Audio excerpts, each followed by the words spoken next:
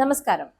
പയ്യന്നൂരിലെ CPM-നകത്തെ fund വിവാദം ഇന്ന് കേരളം മുഴുവൻ ചൂടേറിയ ചർച്ച തന്നെയാണ്.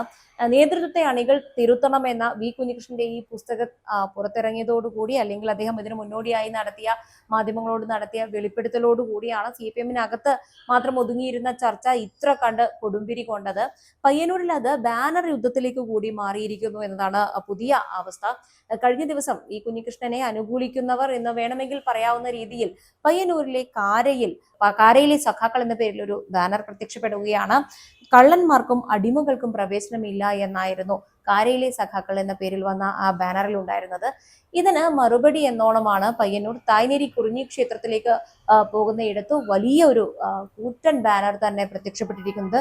പയ്യന്നൂരിലെ സഖാക്കൾ എന്ന പേരിലാണ്. ഒറ്റുകാരുടേതല്ല, പോരാളികളുടേതാണ് ചരിത്രം. പയ്യന്നൂരിലെ സഖാക്കൾ എന്ന പേരിലാണ് ഈ ബാനർ പ്രത്യക്ഷപ്പെട്ടിരിക്കുന്നത്. ഇത്തരത്തിൽ രണ്ട് ചേരി തിരിഞ്ഞ് തന്നെ ഇതൊരു ബാനർ യുദ്ധമാണോ ഈ കുഞ്ഞികൃഷ്ണനെ അനുകൂലിച്ചും പ്രതികൂലിച്ചും വരുന്നത്?